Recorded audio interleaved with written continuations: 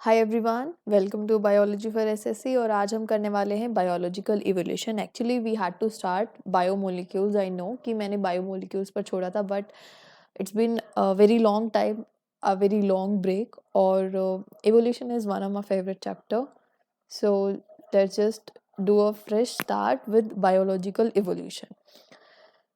तो जी देखिए, बायोलॉजिकल इवोल्यूशन होता क्या है? The mechanism involved in the changes, let's highlight it. So it's a mechanism involved in changes of living organisms through the time is called evolution. कुछ changes हो जाते हैं ऑर्गेनिजम्स के अंदर थ्रू टाइम, जिसको हम इवोल्यूशन कह देते हैं। फॉर एग्जाम्पल, पहले फोन्स का एग्जाम्पल हम हमेशा लेते हैं where we are talking of evolution. सबसे पहले जो आपके फोन्स आए थे दैट वर जो क्या होता है, वो पुराने फोन्स होते हैं ना जो मूवीज में भी दिखाते हैं, लैंडलाइन।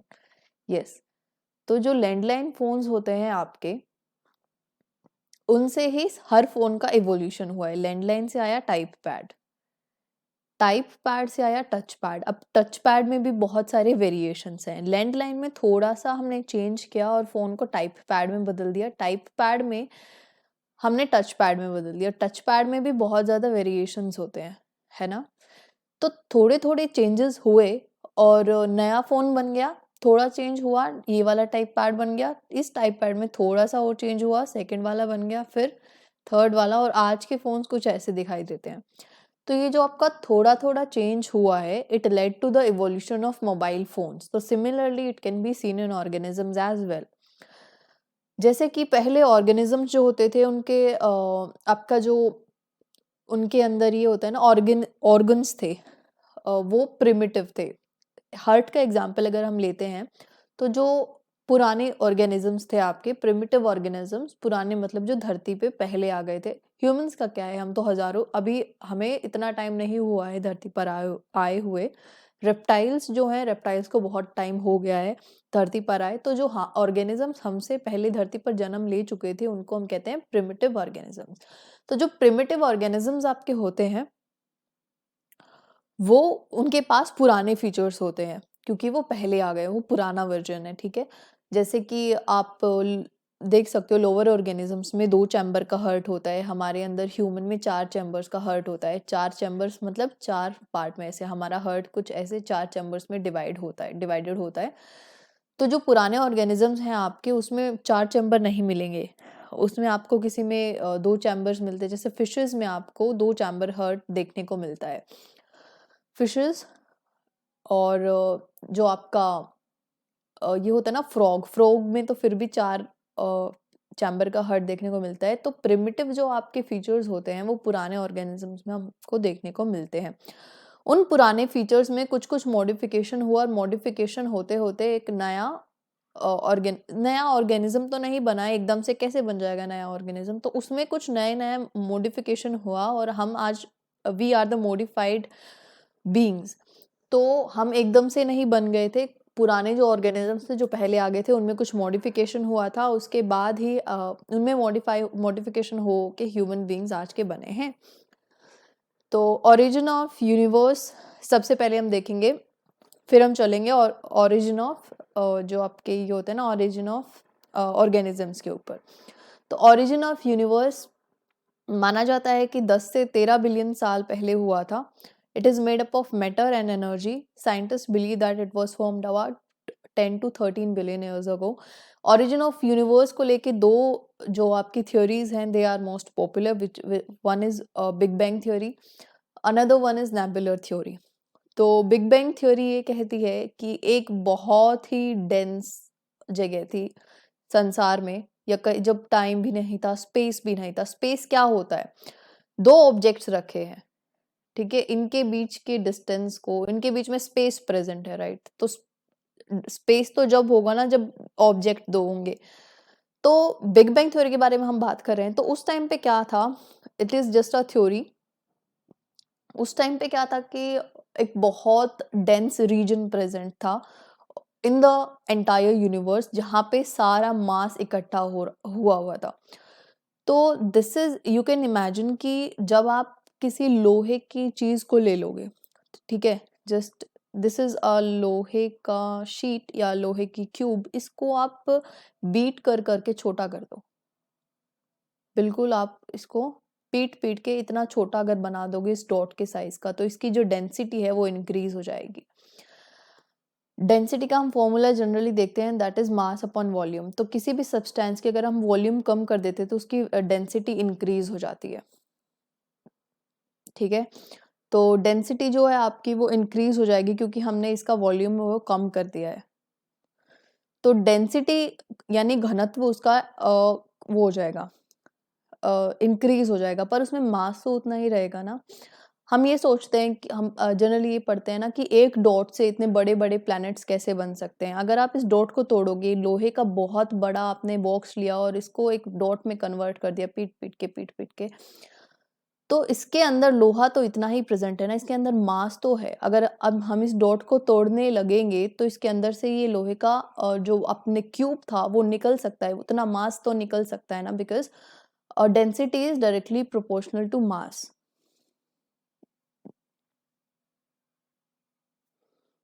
तो ऐसे ही जैसे आपका ये कोई रीजन था स्पेस में, उसपे सारा मैटर इकट्ठा था, बहुत ज़्यादा डेंसिटी थी उसकी। आप ये लगा लो कि ये जो आपका यूनिवर्स है, इसको हम एक जगह पे ले आएँ और फिर उसको सब चीज़ को एक साथ मिला दें और एकदम से उन सभी सब्सटेंसेस की डेंसिटी बहुत हाई हो जाएगी। तो क्या हुआ कुछ हलचल पैदा हुई उस रीजन में और सडनली उसने ब्लास्ट किया। तो ब्लास्ट करने के बाद से ही वो एक्सपेंड कर रहा है, दूर जा रहा है मैटर सारा, उसी से प्लैनेट्स बने, उसी से स्टार्स बने और उसी से आपका सभी गैलेक्सीज़ बनी। तो ये आपकी नंबर 1 थ्योरी है which is called big bang theory. It is believed कि everything was shrinked in a denser region and suddenly a blast happened in that denser region, and from there we got planets, we got galaxies, we got stars and everything that you can see in the space right now. तो big bang theory something like this. और nebular theory क्या है? Nebular theory ये कहती है कि nebula को हम स्टार फॉर्मेशन में भी पढ़ते हैं। नेबुलर थ्योरी को ये कहता है कि जो सबसे पहले क्लाउड ऑफ डस्ट और गैस जो है वो पास आता है। वो क्लाउड ऑफ डस्ट और गैस जैसे कि उनके अंदर न्यूक्लियर फ्यूजन होना शुरू हो जाता है। तो न्यूक्लियर फ्यूजन होता है तो ये क्लाउड और पास आता रहता है, आता जाता है, सडनली ये स्टार की फॉर्मेशन कर लेता है। क्लाउड ऑफ डस्ट और गैस पहले नज़दीक आते हैं ड्यू टू ग्रेविटी, और ग्रेविटी की वजह से जैसे कि ये पास आते हैं और फिर इनके अंदर न्यूक्लियर फ्यूजन होने लग जाता है और फिर इवेंचुअली स्टार का फॉर्मेशन हो जाता है। तो एक ये थ्योरी भी पॉपुलर है आपकी कि जो सारा संसार है आपका वो एक ऐसे ही नेबुला से बना था। अभी हम नेक्स्ट चलते हैं। ये थ्योरीज को मैं ज़्यादा डीप में इसलिए नहीं बता रही क्योंकि सिर्फ नेम मेंशन्ड है आपके। इसको मैंने एक्सप्लेन भी इसलिए कर दिया so that you do not get confused, otherwise we study this theory in geography section. So origin of life, अभी हम चलते हैं बायो की तरफ। तो ओरिजिन ऑफ लाइफ जो है आपका यानी बायोलॉजिकल इवोल्यूशन है, उसको लेके 5 थ्योरीज मेनली पॉपुलर है। तो थ्योरी ऑफ स्पेशल क्रिएशन क्या है? ये मानता है कि भगवान के द्वारा या ईश्वर के द्वारा, अल्लाह के द्वारा, जीसस के द्वारा धरती बनाई गई थी, यानी कोई सुपर पावर थी या स्पेशल पावर थी जिसने अर्थ को क्रिएट किया। अलग-अलग धर्मों में इसकी अलग-अलग धारणाएं हैं। हिंदू धर्म कुछ और कहता है, जैनिज्म, बुद्धिज्म और जो भी जितने भी धर्म होते हैं उनके हिसाब से कुछ और होता है कि अपना अर्थ कैसे फॉर्मेशन हुआ। So this is the religion part of origin of life. तो इस थ्योरी को साइंस डिस्कार्ड करता है। अब आते हैं हम theory of spontaneous generation. Theory of spontaneous generation ये कहता है कि लाइफ ऐसे ही ओरिजिनेट हो गई थी और लाइक स्पॉन्टेनियस वे में, ऐसे ही इनऑर्गेनिक मैटर से लाइफ जनरेट हो गई थी। कई तो ये कहते हैं कि जो आपका शर्ट है उसके पसीने से चूहे बन गए थे, या फिर गेहूं से चूहे आ गए थे। ऐसा कुछ नहीं होता है। इसके इनके एक्सपेरिमेंट्स भी ऐसे थे कि जहाँ पे हमने वो रखा, खाना रखा, वहाँ पे कल चूहे मिले, तो ऑब्वियसली ना वो चूहे तो आ गए होंगे वहाँ पे। ज़रूरी नहीं है ना कि वो कोई भी आपकी रोटी चूहे को जन्म दे रही है। तो इस थ्योरी को भी डिस्कार्ड कर दिया गया था, क्योंकि पहले क्या इतना दिमाग नहीं होता लोगों में, कुछ भी कह देते थे।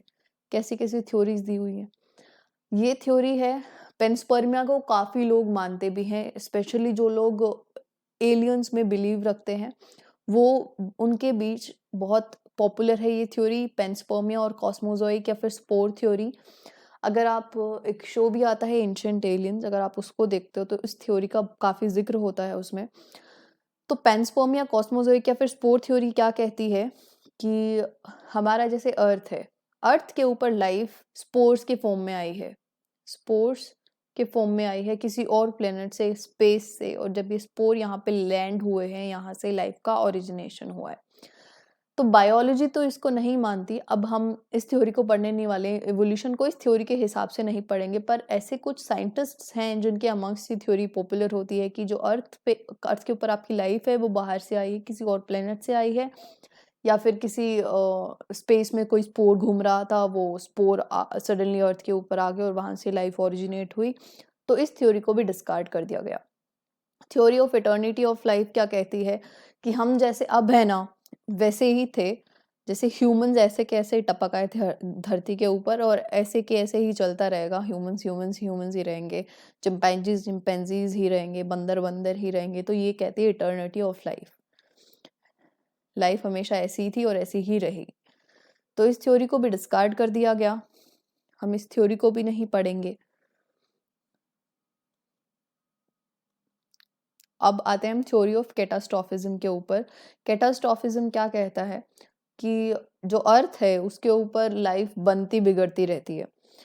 जैसे कि अब मान लो आज के युग में या आज के ज़माने में, आज के टाइम पर जो आपको लाइफ दिख रही है, सडनली क्या होगा, कुछ भूचाल आएगा, भूकंप आएगा, कुछ भी आएगा, नेचुरल डिजास्टर होगा, कुछ भी होगा, अर्थ के ऊपर लाइफ टोटली वेनिश हो जाएगी, हम बिल्कुल गायब हो जाएंगे। और सडनली फिर क्या होगा, कोई पानी की बूंद से बन जाएगा, कोई राख से कुछ बन जाएगा, यानी इनऑर्गेनिक मैटर से ही फिर से लाइफ ओरिजिनेट होने लगेगी।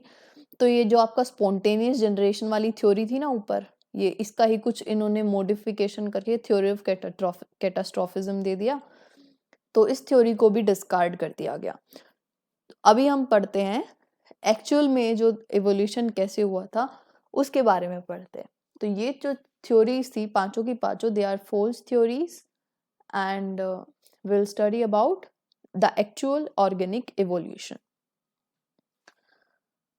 सो जो आपका क्वेश्चन होता है एसएससी में, जनरली क्वेश्चन भी इधर से ही पूछा जाता है, ऑर्गेनिक इवोल्यूशन से। ये तो इंट्रोडक्शन मैंने इसलिए बता दिया so as for you to understand this chapter better. ठीक है, अगर मैं ये नहीं बताती तो थोड़ा सा डिफिकल्टी होती है चैप्टर समझने में। अदरवाइज दिस, यहाँ से आपका इम्पॉर्टेंट पार्ट शुरू होता है of this chapter. Organic evolution हम पढ़ने वाले हैं।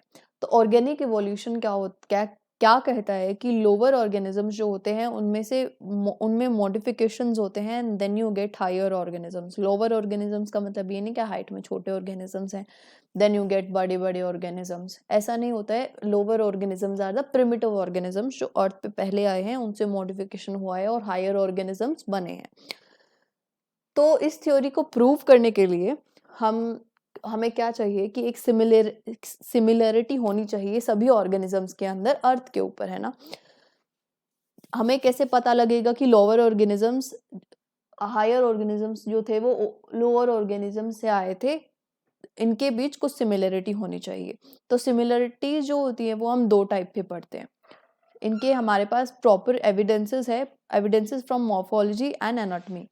तो मॉर्फोलॉजी क्या होता है, the outer structure of an organism. Morphology is the outer structure of an organism that you can see from your eyes. Anatomy is the internal structure of an organism. So morphology, when you see morphology, for example, you can see my hands, you can see my eyes, you can see my nose. That is my morphology. That is called a morphology or external structure of an organism. But when we talk of anatomy, जैसे हम heart का structure पढ़ने लग जाएंगे, heart में 4 chambers होते हैं, इसमें वीन्स होती हैं, इसमें आर्टरीज होती हैं। So that is called anatomy. Okay, तो एनाटमी इज इंटरनल स्ट्रक्चर. तो ये प्रूव करने के लिए कि higher organisms originated from lower organisms, हमारे बाहर वाला जो स्ट्रक्चर है उसमें भी सिमिलैरिटी होनी चाहिए, एज वेल एज जो हमारी एनाटमी है, जो हमारा इंटरनल स्ट्रक्चर है, उसमें भी सिमिलैरिटी होनी चाहिए. So there must be some similarities between morphology and anatomies of creatures of earth. तो दो टाइप की सिमिलैरिटीज हम पढ़ते हैं, होमोलॉगस एंड एनालॉगस. होमोलॉगस और एनालॉगस में टेक्निकली हम बाद में डीप डाइव करेंगे, पहले हम इनको इनफॉर्मली पढ़ लेते हैं एक स्टोरी के थ्रू. तो there are two types of similarities that can be seen amongst organisms. One is homologous, another one is analogous. Homologous, another is analogous. इसको हम स्टोरी के थ्रू समझेंगे. So there is this person called Mr. Gupta. Okay, Mr. Gupta has 10 sons. Mister Gupta जो है उसके 10 बेटे हैं. तो जो 5 बेटे हैं सब में बहुत शार्प माइंडेड बेटे हैं इनके, ठीक है, बहुत like they have the computer mind of like everything. उनको सब कुछ पता है. सब कुछ तो किसी को भी नहीं पता होता, but they have sharp mind, they catch things easily. तो शार्प माइंडेड बेटे हैं 10 के 10, मानो बिल्कुल बहुत इंटेलिजेंट बच्चे हैं. और जो 5 हैं वो अपने माइंड का सही इस्तेमाल करते हैं, पर जो बाकी के 5 हैं वो क्रिमिनल्स हैं, उल्टे सीधे हरकतें करते हैं. तो 5 जो अपने माइंड का सही इस्तेमाल करते हैं, वो एक तो है बिजनेसमैन, एंटरप्रेन्योर. सो बिजनेसमैन, और one is officer, one is teacher, one is following his or her passion. It can be anything, influencer, और स्किल जिसमें रिक्वायर्ड होती है. तो स्किल्स तो कुछ भी ले लो. फॉर एग्जाम्पल कितने हो गए, 1 2 3 4 हो गए. इसको हम ले लेते हैं डॉक्टर. ओके, इसमें है one is thief, another one is murderer,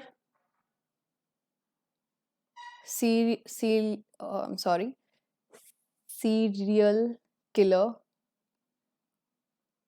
और एक जो है वो ब्लैकमेल जैसे फ्रॉड होते हैं, ऑनलाइन फ्रॉड्स उनमें है. ऑनलाइन फ्रॉड्स में साइबर जो आपके फ्रॉड्स होते हैं वो काम करता है. एंड वन इज जो रिश्तेदारों की नाक में दम करता है. सो वन इज टॉर्चर्स रिश्तेदार्स. जो इसके रिश्तेदार्स हैं उनको टॉर्चर करता है. किसी से पूछता है बेटा पढ़ाई कैसी चल रही है, किसी रिश्तेदार के बच्चों से पूछता है बेटा शादी कब करोगे. तो ऐसे ऐसे ये टॉर्चर करता है 5वां बेटा अपने रिश्तेदारों को.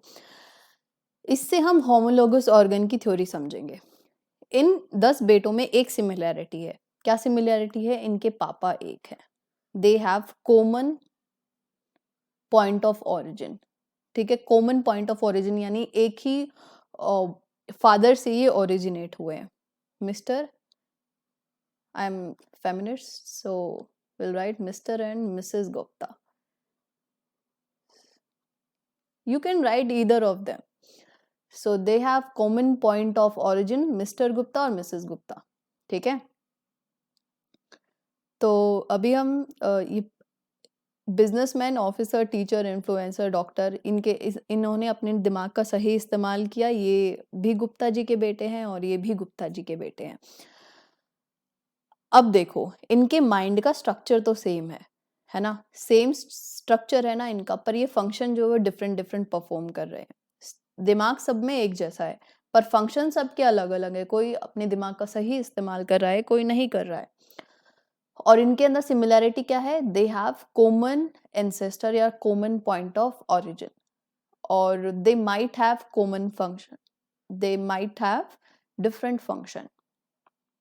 तो होमोलोगस आपके जो ऑर्गन्स होते हैं, होमोलोगस ऑर्गन्स ऐसे ऑर्गन्स होते हैं, होमोलोगस ऑर्गेनिज्म या होमोलोगस ऑर्गन्स की जब हम बात करते हैं, तो होमोलोगस में देखो क्या है कि जो ऑर्गेनिजम्स हैं उनका पॉइंट ऑफ ऑरिजिन जहाँ से वो आए हैं वो तो सेम रहेगा, पर इवोल्यूशन की वजह से जैसे मॉडिफिकेशन होता रहता है, तो इवोल्यूशन की वजह से आपके ऑर्गन्स जो है वो तो डिफरेंट डिफरेंट फंक्शंस परफॉर्म करने लगे हैं, पर उनका स्ट्रक्चर जो है वो आज भी सेम है।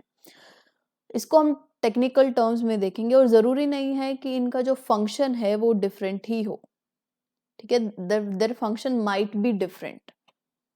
हो सकता है इनमें से कोई भी जैसे कि ये थीफ है, ये भी बन सकता है, मतलब बन नहीं सकता है, ये मैं स्टोरी के थ्रू आपको ये समझा रही हूँ कि जो मिस्टर और मिसेस गुप्ता है वहां से ये 10 के 10 बेटे ओरिजिनेट हुए हैं। इन सब का अलग अलग फंक्शन है, सब अलग अलग फंक्शन कर रहे हैं, पर जो आपका स्ट्रक्चर है, माइंड का स्ट्रक्चर है, वो तो सेम ही है ना। और हो भी सकता है कि इनमें से 2 भी टीचर हो सकते थे, है ना, जरूरी नहीं है इन्फ्लुएंसर काट के इधर टीचर रख दो। तो हो भी सकता है इनके फंक्शंस अलग अलग हो, और हो भी सकता है कि फंक्शंस अलग ना हो। पर 2 बातें हमने याद रखनी है कि इनके पास जो ओरिजिनेशन होता है, इनका ओरिजिन होता है, वो कॉमन पॉइंट से होता है, और इनका स्ट्रक्चर जो है वो सिमिलर होता है। फंक्शन डिपेंड करता है, फंक्शन सिमिलर हो भी सकता है, नहीं भी हो सकता है। जैसे मैंने आपको बताया कि 2 बिजनेसमैन हो सकते थे, 3 बेटे भी तो बिजनेसमैन हो सकते थे, जरूरी थोड़ी ना एक ही बेटा बिजनेसमैन बने। तो होमोलोगस की डेफिनेशन को आपने ऐसे याद रखना है। होमोलोगस का हम बायोलॉजिकल, एक बार डेफिनेशन मैं लिख देती हूँ, उसके बाद इसका हम बायोलॉजिकल मतलब समझेंगे, सॉरी बायोलॉजिकल एग्जाम्पल के थ्रू इसको समझेंगे। तो आपके जो होमोलोगस ऑर्गन्स होते हैं, होमोलोगस ऑर्गन्स जो आपके होते हैं, they have a common point of origin की जगह आप लिख दो कॉमन एंसेस्टर। एंसेस्टर होता है पूर्वज, एंसेस्टर एंड फुल स्टॉप को काटो, and have same structure, similar structure, या फिर and they are similar in structure, similar structure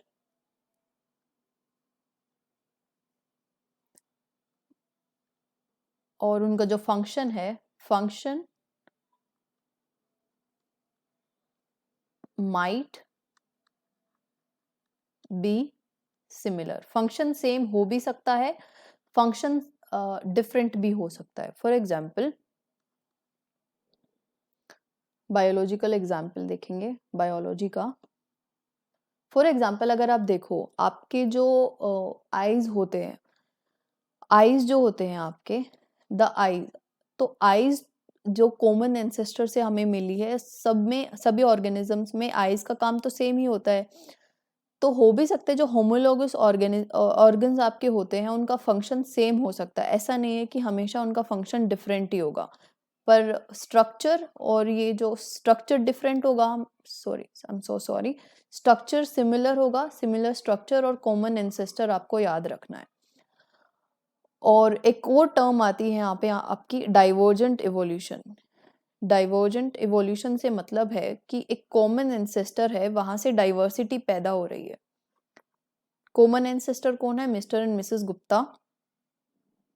यहाँ से आपको डाइवर्सिटी मिल रही है बिजनेसमैन की, टीचर्स की, businessman, teacher, criminals and whatever, जो भी हमने डाइवर्सिटी देखी। तो होमोलोगस ऑर्गन्स जो हैं वो डाइवर्जेंट इवोल्यूशन से पैदा होते हैं। होमोलोगस जो ऑर्गेनिजम्स होते हैं वो डाइवर्जेंट इवोल्यूशन के थ्रू हमें देखने को मिलते हैं। इसका हम एक बार बायोलॉजी में भी देख लेते हैं। एग्जाम्पल मैंने लिखा है ऊपर। तो फुट ऑफ हॉर्स और ह्यूमन हैंड भी जो है वो डाइवर्जेंट इवोल्यूशन या होमोलॉगस ऑर्गन है। हमारा कोई भी मान लो कॉमन एंसेस्टर था, तो कॉमन एंसेस्टर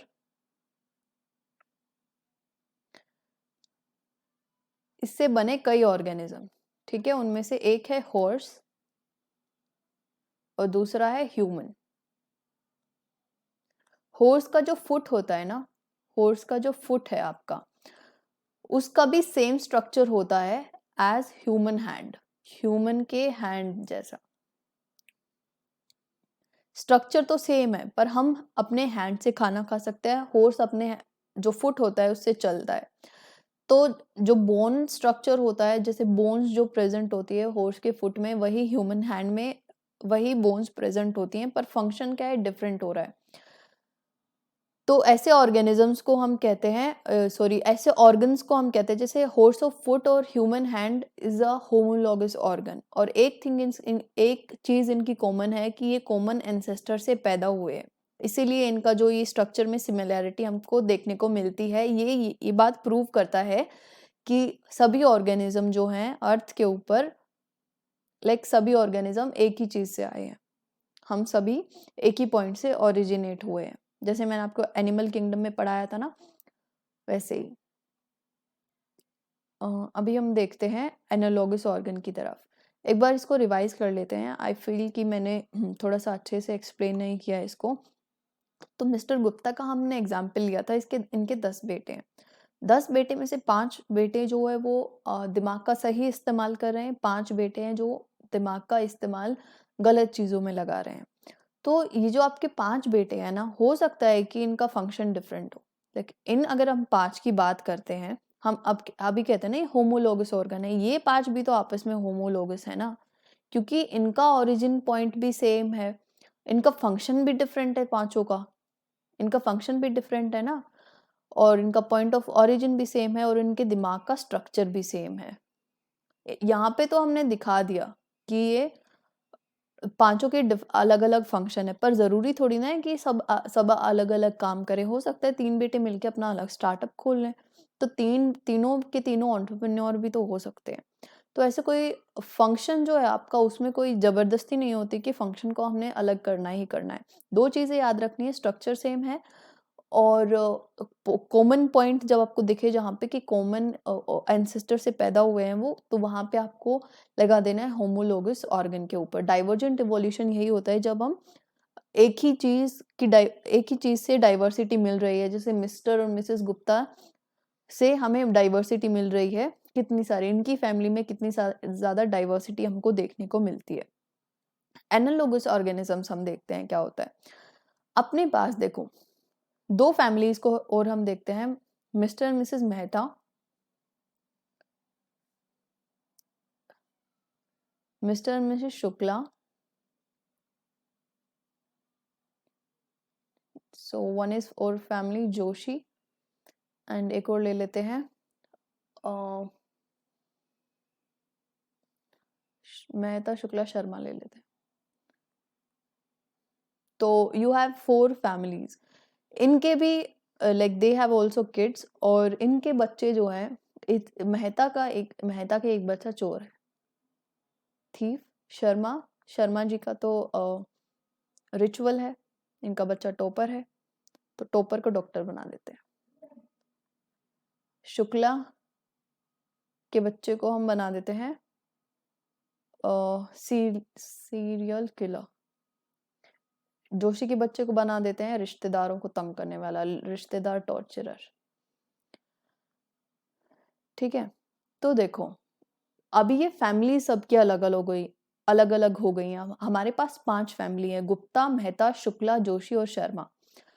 तो मेहता के घर से आ रहा है चोर, सो दिस थीफ, ये वाला जो थीफ है, ये इधर इधर कैटेगरी में आ रहा है। रिश्तेदार टॉर्चरर भी इस कैटेगरी में आ रहा है। इनका ये जो पॉइंट ऑफ ओरिजिन है वो डिफरेंट है, पर इनका फंक्शन सेम है। इनकी स्ट्रक्चर डिफरेंट हो सकती है, इनके दिमाग का स्ट्रक्चर डिफरेंट है। हो सकता है जोशी का बेटा नालायक हो इसलिए रिश्तेदारों को तंग करता है, मेहता का बेटा नालायक है इसलिए चोरी करता है।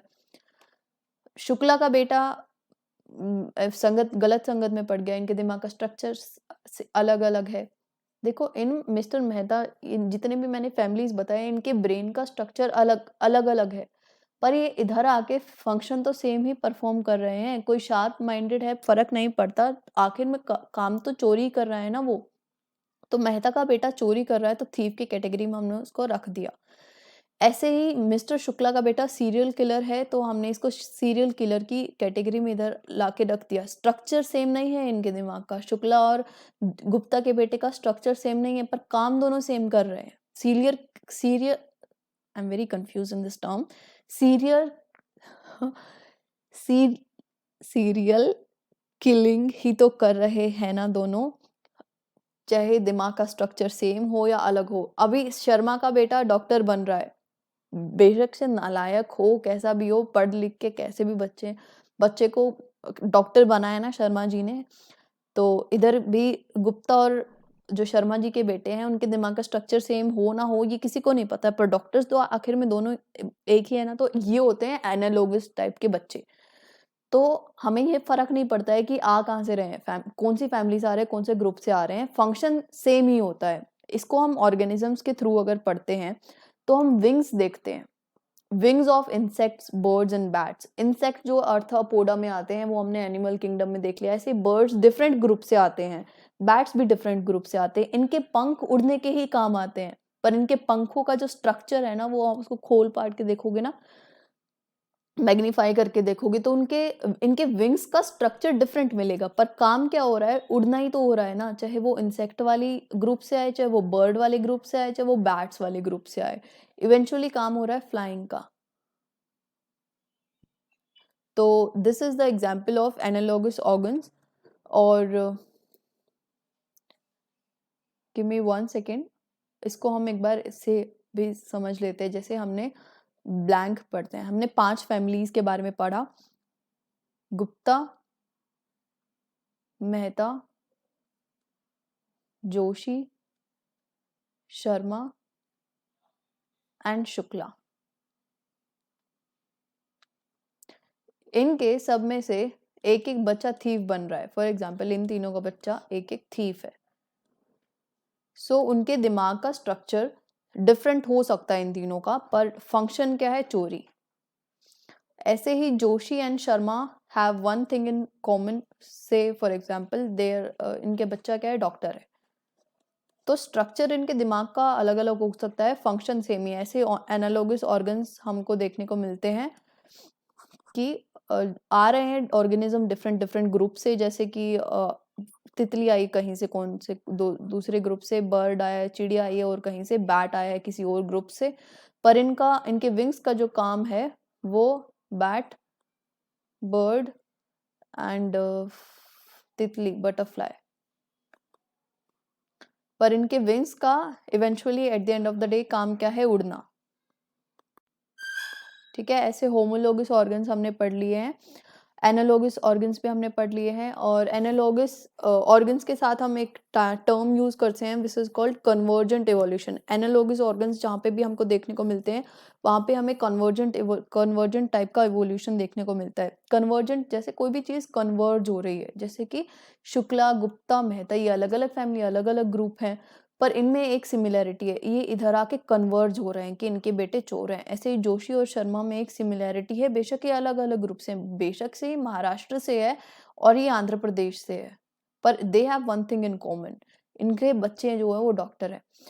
तो ऐसे ही इनके स्ट्रक्चर डिफरेंट हो सकते हैं, पर फंक्शन है जो सेम ही होता है। और ये जो शो करता है वो convergent type of evolution show करते हैं, यानी किसी भी ग्रुप से आके कोई भी ऑर्गेनिज्म कन्वर्ज हो रहे हैं आपस में, है ना। जैसे बटरफ्लाई किसी और ग्रुप की है, बर्ड किसी और ग्रुप का है, बैट किसी और ग्रुप का है, पर ये आपस में कन्वर्ज हो रहे हैं, और जो इनके विंग्स का इवेंचुअली फंक्शन है वो फ्लाइंग है।